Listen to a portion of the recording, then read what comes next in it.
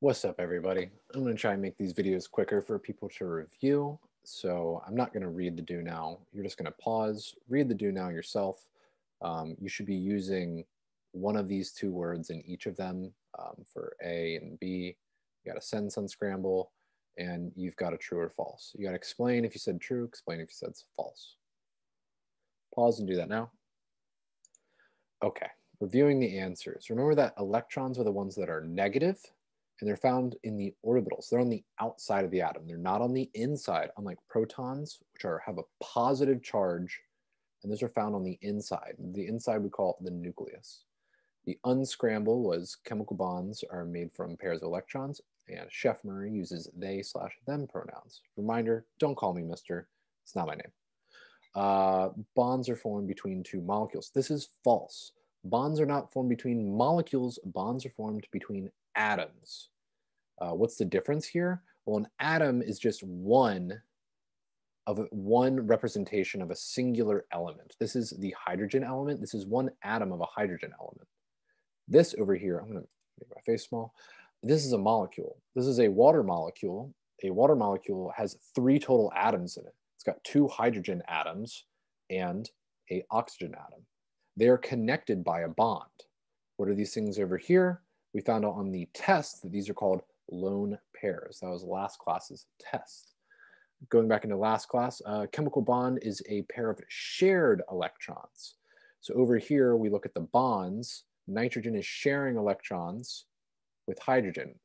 Each of these bonds is a share. Here we see that 1 nitrogen atom is bonded to 3 hydrogen atoms. There are 2 unbonded electrons right here. That is 1 lone pair of electrons.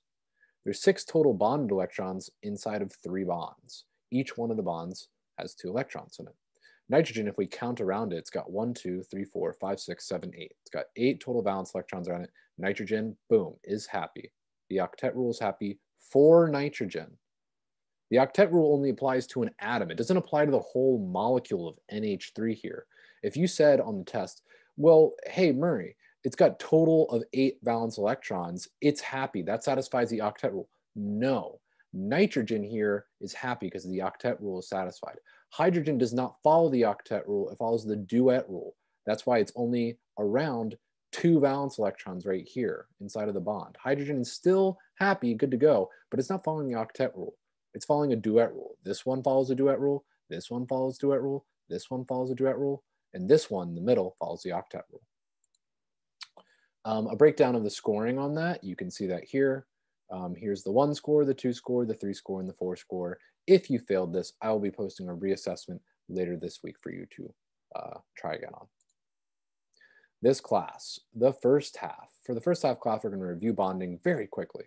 We're going to introduce this new idea about electronegativity, although actually I think that's not even going to show up to the new vocab.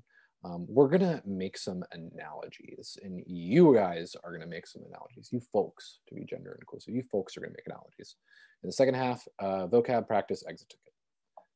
Reminder, chemical bonds are made up of pairs of electrons. So if I wanted to bond these 2 atoms together, just like you saw in your test, this is them before they are bonded, and this is what they look like after they are bonded. Red and blue, when those 2 colors combine, they make purple. This is just to like show you that which two electrons are combining? These 2 to form this bond. It links up a Br atom to another Br atom to make a Br2 molecule. The molecule has 2 atoms inside of it. They are both the same atom. They both are sharing a pair of electrons. They are sharing 2 electrons here. So you're going to pause and consider this after I'm done explaining it. Handshakes are like chemical bonds. Prediction. How are handshakes like chemical bonds? The things I want you to consider are atoms, electrons, bonding, and this idea of sharing something. You're sharing something when you're shaking hands, right? So I want you to think about like, okay, how could I be like, say, hey, Murray, shake my hand, and you and me are shaking hands, and you're like, hey, Murray, isn't this kind of like a chemical bond? And then you're going to explain to me, how is that like a chemical bond? And you're going to try and use these words. So pause and try and do that. Okay, so I'm going to give some examples here of three different types of handshakes here, and I'm going to explain each one. So in each of them, we see a pair of hands. We're going to see each a pair of hands meet. Here we see Trump being the bully that he was born to be and just randomly jerking Mike Pence's hand, his vice president, somebody who's supposed to work with him very closely. He's just like taking the hand and he's pulling it really close to him. You know, he really wants Mike Pence's hand. He's just like, give me that hand, I want it. So they might share the handshake, but it doesn't look like an equal handshake here. It's not an equal handshake. Let's compare it to like Trump and Justin Trudeau. Trump, like, not pulling on Justin Trudeau's hand. You see their hand stays relatively right in the center. They're like, oh, I'm going to pull your hand. Oh, I'm going to pull on your hand too. We're both strong men here. Bunch of toxic masculinity. But in the end, look, the hands are right in the middle. They're sharing the hands and they stay right in the middle. But we compare this to Trump and Ribeiro de Sousa. I think it's Sousa because he is Portuguese. Look at Sousa here. Sousa's not messing around. He's this house is not messing around. He knows Trump's games. He knows his bully games. He's taking his hand, he's yanking him towards him. He's like, Trump, you want to play these games? Well, I can play these games too. So when we're thinking about this, folks, this is a little analogy that I have right here. In Murray's handshake analogy, the people are the atoms. What they share between them are hands. In the hands, everybody has their one hand, and that one hand is going to act like the electron that's inside of the bond. So it's really, we're only showing like one bond at a time. The handshake itself, when they actually link up together and the two hands meet, that is the bond. The strength of the handshake represents sharing. And this is going to be a big idea that we need to get into today. Because these three things up top, those should be kind of review, right? Nothing's new up here. What's new is the strength of the handshake and it representing sharing. Some atoms want electrons more than others. Some people want hands more than others. Look here, Trump, we're saying if this is a bond of electrons, Trump wants the electrons more than Pence does. So he pulls them close towards him. Trump and Trudeau, they want the electrons equally as badly. That's why the electrons are staying right in the middle. The hands are staying right in the middle. But Trump and de Sousa is like, give me those electrons. If de Sousa were an element, he'd say, I want those electrons. You're going to give them to me, Trump. You got an electron. I got an electron. We'll bond, but I'm going to pull that electron towards me. Okay. So that is my analogy. My analogy represented atoms, electrons, bonds. Trudeau and Trump represented an equal sharing of electrons. And Trump and Pence and Trump and de Sousa, those each represented a different kind of unequal sharing of electrons. One of the hands was stronger than the other, and it pulled the electrons closer to it. So you're going to create an analogy here. In your analogy, you have to represent things that you already understand. This is a new analogy. It's got to represent atoms, electrons, and bonds. Then it needs to also represent an equal sharing of electrons and an unequal sharing of electrons. Your roles are going to be here if you're rewatching the instructions. You're in groups of 3, so the speaker is the youngest, the drawer is in the middle, and the writer's the oldest. I'm going to explain that real quick. You've got a slide here to answer which one you're going to be. You're going to draw, the drawer is working on this slide. After you all talk and agree, it's got to be one analogy. You're going to draw your analogy on this slide. Just the person who has to draw is going to draw the analogy. Then whoever the writer is has to write down the written explanation. Then after you do that, you have 15 minutes to write the written explanation and to draw your analogy. After that, I'm going to end your 3-person breakout rooms, and you're going to have to work with another group, where then it's now the speaker's turn. The speaker is going to take the drawing and the written words, and they're going to share them to the other group. So that speaker probably is going to need some help from the person who's drawing. The person who's drawing is going to have to share their screen or turn on their camera with their phone and hold it up to the drawing. Either one of those works. So that speaker is going to have to use what's in the written explanation. So that person who's the writer should share to the speaker. And the speaker is going to do all the work of the explaining to the new group. So you got 15 minutes to create your analogy, which is going to include a drawing, a written explanation.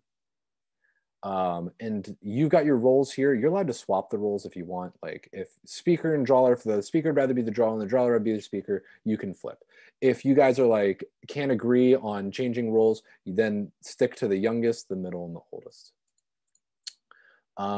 Cool, so you've got now to say, what was the other group's analogy after you did the little small group share outs? We got a break. I'm not gonna play this right now, obviously, because it's a YouTube video. But the album is Song for Our Daughter by Laura Marling. Very sad, but kind of in the sweet, sad way. Here's a new learning goal. I want you to think about which of these words are new vocabulary, which of the words do you think are most important? What I think is your new vocabulary here is electronegativity, a new, really super important word. Another most important word, I'm talking about location of electrons and types of bonds. I think those are going to be important. Here is a definition of electronegativity. You're going to pause, and you've got another thing attached to this to write down your vocab here. You got a section for vocab. You got a section for the exit ticket. So here's electronegativity. You can pause and get that yourself. The electronegativity comes in numbers that range from 0 to 1. 0 means it's not very strongly pulling, and 4 means it's really strongly pulling. So fluorine here, F, means it pulls the electrons close to fluorine because it's a strong electronegativity. Lithium has an electronegativity of 1.0, meaning it pulls electrons not close because it's weak. It's weak compared to 4. Okay, metal. Here's some metal, semi-metal, non-metal. You've got some definitions here. So metals are generally elements with low electronegativity. Semi-metals have medium, non-metals have high electronegativity. So these are, again, those numbers 0 to 4. So metals have numbers closer to 0, non-metals have numbers closer to 4. Semi-metals are in the middle. So prediction, what side do the bonded electrons get pulled towards? Okay, so here's a pair of bonded electrons right in the middle. So these bonded electrons are right now right in the middle, but they're going to get pulled towards one of these atoms. Which of them do you think they're going to get pulled towards? Imagine it like a handshake here. Which one of these people is the stronger one shaking the hand? So for this example, 4.0 means it pulls the electron strongly. Lithium 1.0 means the electron pulls it weakly. So we think about these linking up in a bond. Before last class, you would say like, oh, they're right in the Murray. This is how we represent it, right in the middle. But now we're actually going to say, wait, fluorine 4.0, that's stronger. It's going to pull the electrons towards it. So this now becomes an incorrect representation. This is now going to be counted as wrong because you're not thinking about the position of where the electrons should be in the bond. We're using this new idea of electronegativity, which are the numbers right here, to tell us where the electrons should be. The electrons are closer to the element with the higher value of electronegativity because it's a stronger number. Here's just another way to think about it. Look at this. Electrons are going closer to the fluorine atom, represented by F. This is why they're closer to the F and not as close to the Li. When we think about this, fluorine is strong, lithium is weak. Okay, so take a second to pause and tell yourself, where are the most electronegative elements? Where are the ones that have the most electronegativity? And if you see here, these numbers are the biggest. It looks like the biggest ones are in the top right-hand corner. Then you have to ask yourself, where are the metal elements? So you can use your definition that you have on your study sheet, on the other document. Use that definition, ask yourself, where are the metal elements? So the metal elements are the ones with low electronegativity values. Turns out that it's not just these ones over here that look the lowest in the color. It's all the ones that are in here. And we're going to get a better picture of this later. You might say like, Murray, these are above 2 over here. Are these metals? Isn't that a high value? Yes, these are metals. We're going to get into like a better picture of this. So ask yourself, where are the non-metal elements? Use the definition. Non-metal means high electronegativity. High electronegativity, ooh, that looks like it's up here. Looks like it's up here. So a reminder of our vocabulary. Another word for semi-metal is metalloid, which you'll see here. Look here, so purple is metals. over here are the metals. Look at this. It's like the first column without hydrogen. Hydrogen is a non-metal. It's the special little exception. It's the next column. It's all of the transition metals, if you all remember the name of these. These are the transition metals. And then there's a little staircase here. And I'm not expecting you to memorize this staircase. Some periodic tables come with a staircase that is like bolded, and it'll show you where the semi-metals are, slash the metalloids, same name. And these are just like mean that they act somewhat like metals. They act somewhat like non-metals. They're not particularly one or the other. They're sort of like riding the middle level of electronegativity. Versus the non-metals, which are over here, these behave like non-metals and they have high electronegativity. They're on the right and towards the top. Metals are towards the left and towards the bottom. Okay, so right now you got a chance to place a pair of bonded electrons, which you're watching the video, probably can't do very easily, but think about, if you had 2 electrons to place, where would they go? So using electronegativity, 4 is stronger than 2.5, so I'm gonna place the electrons closer to fluorine here. I wouldn't place them like all the way on fluorine because it's not like this is like super weak. It's not a 1.0, it's a 2.5, but it's again, it's less strong than fluorine. You got a second for your exit ticket here. So using the handshake analogy, choose a possible pair of elements for Trump and de Sousa. So remember, Trump's here, de Sousa's here. So you should be saying Trump is this element that I'm choosing. De Sousa is this different element or same element that you're choosing. So you've got a list of elements to choose from here. Use this list of elements to say Trump is this element, de Sousa is this element. Use this list right here. Which of the elements in question 1 wants bonded electrons closer to it? So you've got elements in question 1 that you chose to represent Trump and de Sousa. Which one wants bonded electrons closer to it? The GIF should help you here if you need to like think about it a little bit more. The graphic below of lithium fluoride, which is lithium bonded to fluoride right here, lithium and fluorine bonded together, is incorrect. Think about replacing fluorine and lithium. Replace it, what's a different combination of elements that would make this correct? Right now, like lithium and fluorine, that wouldn't look like this. But what's a different combination of elements that would make it correct?